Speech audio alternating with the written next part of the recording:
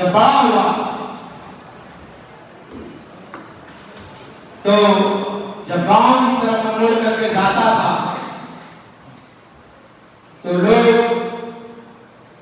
बड़े हेय दृष्टि से देखते थे, लेकिन मैं जब शहर में आता था तो लोग उस बात को हेय दृष्टि से नहीं देखते थे, मतलब मुझे नहीं देखते थे, क्योंकि मैं अफसर का बेटा था।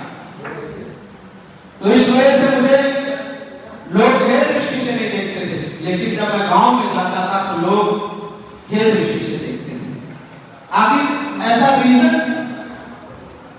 तो बहुत मुझे लगा, लेकिन जब मैं उत्तर प्रदेश की 75 जिलों में जब मैं गया, समुदाय की जब मैंने पीड़ा देखी तो मैं बड़ा विचलित हुआ। अरे मेरा समुदाय को उसका तो प्रधान भी काम नहीं करता, विधायक की बात ही छोड़ दी। अभी मैं उत्तर प्रदेश के खासकर जौनपुर जिले में कई गांवों में मैंने भ्रमण किया। लगभग जौनपुर की कई विधानसभाएं, तो मेरा समुदाय जो है प्रधान से काम कराने लायक नहीं, काम प्रधान नहीं करता है। तो मैंने कहा कि अरे, और इस समुदाय को जानता कोई नहीं। जौनपुर में इतनी संख्या, उत्तर प्रदेश के सभी जिलों में हमारी संख्या, लेकिन इस समुदाय को कोई जानता नहीं। यहां तक कि राजनीतिक पार्टियों के राष्ट्रीय अध्यक्ष नहीं जानते इस समुदाय के बारे में। और अभी हाल ही में मैंने 14 तारीख को जब हैदराबाद विधानसभा में जब इस समुदाय का काम करने बैठक रखी, तो उस समुदाय को लोग वहां पर नहीं जाते। तो मैं साथियों आप लोगों को बताना चाहता हूं, पूरे भारत में यह समुदाय विभिन्न नामों से जाना जाता है, और उत्तर प्रदेश के पूर्वांचल में दरगाह, कारुश, देवबंसी, दारिया और कई नामों से जाना जाता है। और मैं पश्चिम की तरफ अगर बढ़ता हूं तो बाजपुर, बशोर, बरार, और उसके बाद अगर मैं इस उत्तर प्रदेश की धरती को छोड़ता हूं तो झारखंड, छत्तीसगढ़, इसके बाद बंगाल की धरती में पहुंचता हूं, आसाम की धरती में पहुंचता हूं, तो ये समुदाय जो है विभिन्न और नाम से जाना जाता है, लेकिन उनका पेशा जो है वो भाषा,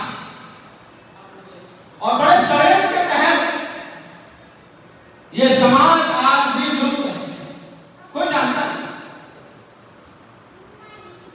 और जब हम शहर में आते हैं तो अपने बाप को भी बदल देते हैं, बाप का मतलब है अपनी जाति को बदल देते हैं। तो बड़े शान से ग्रामीण स्तर पर आते हैं तो कहते हैं कि मेरे साथ भेदभाव नहीं होता है। शहर में जब आते हैं तो कहते हैं मेरे साथ भेदभाव नहीं होता है। तो भेदभाव कैसे होता है भाई? जब वो जाति को ही नहीं बताएंगे कि मैं इस जाति से हूं तो भेदभाव कैसे होगा? अब शहर में जैसे रहेंगे तो ठाकुर साहब बन जाएंगे भाई, ठाकुर साहब बन जाएंगे तो, लेकिन अगर अपनी शकल नहीं देखेंगे कि मैं ठाकुर साहब लग रहा हूं कि नहीं लग रहा, तो उनके साथ भेदभाव कैसे होगा? तो भेदभाव नहीं होगा। और बात तो तभी हो जाती है, और हो जाती है जब पद पर बैठ जाएंगे, किसी ऑफिस में होंगे तो और जाति को छुपा लेंगे कि मेरा अधिकारी ना जान जाए कि मैं इस बिरादरी से हूं। तो समस्याएं तो बहुत है, और मैं टाइटल किसी को बदलवाने में नहीं आया हूं, और ना बदलवा सकता हूं मैं। जब मेरे पुरखे ने टाइटल बदलवा पाए तो मैं संतोष कुमार सरकार को किसी की टाइटल बदलवा ही नहीं पाएगा। लेकिन मैं बताना जरूर चाहता हूं कि उत्तर प्रदेश में हमारी संख्या कम नहीं है, लेकिन राजनीतिक षड्यंत्र के तहत आज तक इस समुदाय का कोई रहनुमा नहीं बन पाया। आखिर बनेगा कैसे?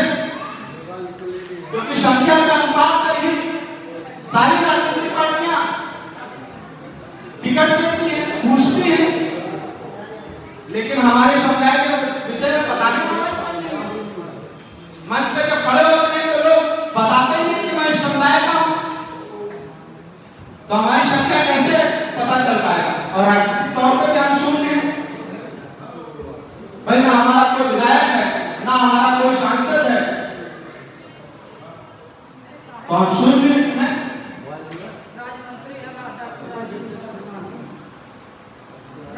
लेकिन आज तक कभी उन्होंने कभी मन से नहीं कहा कि मैं सरकार बिरादरी से हूं।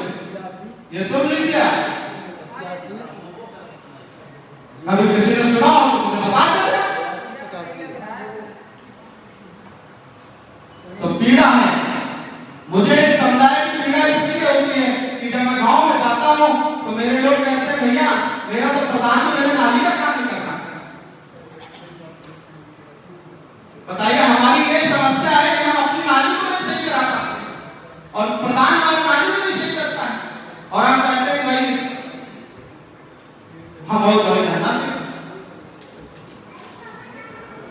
तो इस समुदाय का काम कैसे होगा, इस समुदाय को लोग कैसे जानेंगे, इस खोज में मैं लगा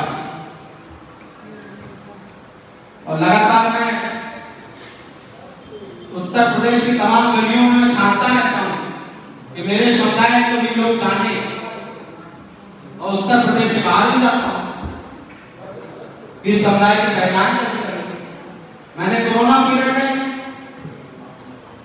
एक संगठन का भी निर्माण किया, राष्ट्रीय महाशिल्पी महासंघ। महाशिल्पी शब्द वो है जो सभी बात से काम करने वाले लोगों, मैंने सबको एक साथ करने की बात करी कि सब पांच के काम करने वाले लोग एक साथ मंच पे खड़े हो। अगर नहीं खड़े होते हैं तो ऐसे बिखरे रहे भाई। अगर आप सरकार की बात करोगे तो उधर पश्चिम का जो है बसोर भी चिल्लाएगा कि हमारी बात क्यों नहीं हो रही, और फिर हम और अगर बढ़ते हैं तो दूसरी तरफ जो है इधर पीलीभीत की तरफ उत्तराखंड में जो है पासपोर्ट चिल्लाएगा कि मेरी बात नहीं हो रही। तो अगर हम सब सिर्फ अपने नाम का ही अगर संगठन चलाते रहेंगे तो बात नहीं बनेगी। मैंने किया एक सरकार की मासिक पत्रिका का मैंने चलाया, तो लोगों ने मेरे ऊपर आरोप लगाया कि भाई ये तो जो है बाबा साहब की बात करता है, बुद्ध की बात करता है। लेकिन मैं बताना चाहता हूं पूरा देश बाबा साहब की बात करता है। यहां तक तो देश का प्रधानमंत्री भी बाबा साहब की बात करता है, बुद्ध की बात करता है। विदेश में जाता है तो कहता है मैं बुद्ध की धरती से आया। तो आखिर बुद्ध में है क्या? वही तो शक्ति होगी भाई। बुद्ध ने तो पूरे देश को मानवता का संदेश दिया, और बाबा साहब ने तो भारत को संविधान दिया जिससे आज मैं राइट मिल रहा, आज मैं बोल पा रहा हूं, खड़े हो पा रहा हूं, कपड़े पहन पा रहा हूं। यहां तक तो हमारे लोगों को कपड़े पहनने का अधिकार नहीं था, महिलाओं को इस तरह का अधिकार नहीं था। ये तो बाबा साहब के संविधान में लिख करके हमें अधिकार है। तो मैं साथियों अपनी बात ज्यादा लंबी ना कहते हुए मैं एक बात और कहूंगा कि शिक्षा तो सभी लोग, जो भी आज मजदूर है वो भी अपने बच्चों को पढ़ाने की कोशिश करता है, लेकिन शिक्षा के साथ साथ हमें संगठित होने की आवश्यकता है, क्योंकि ये समुदाय संगठित नहीं हो पाया, और जब तक संगठित नहीं हो पाए वो अपनी ताकत को समझ नहीं पाएगा।